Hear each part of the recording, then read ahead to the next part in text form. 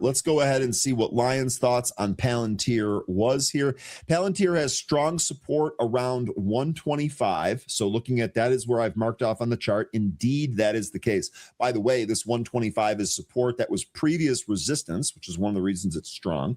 If we lost 125, we will go to 120 as the next support. And if we lose 120, then we go to 85. So let's storyboard that out here. 120 is not that far down from where we're at. In fact, it is basically the bottom end of the consolidation range that is giving the 125 area as a support area. So I could totally see this, but the bigger drop, I think, and let me know if you agree, the bigger drop here is if we can't hold this, we might go down to 85. Now, what's interesting about this, Lion, is that by the time we make this move, by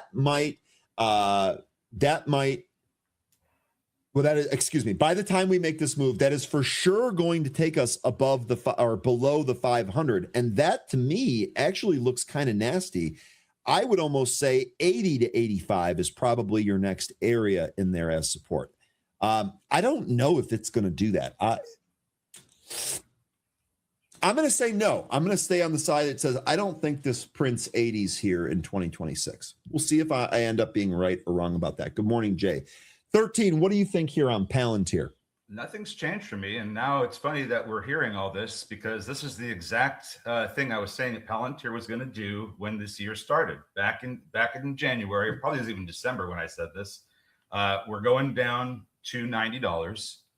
It'll probably find support around 120, 125. I pointed out the February 2025 highs as the support area. That's going to give you your 120, 125 support. We lose that. That's taking us to 90. I think 90, 85, sure. 80, possibly as well. 90 is my target. Okay. That's I've been saying this is the way, this is how it's going to go for months.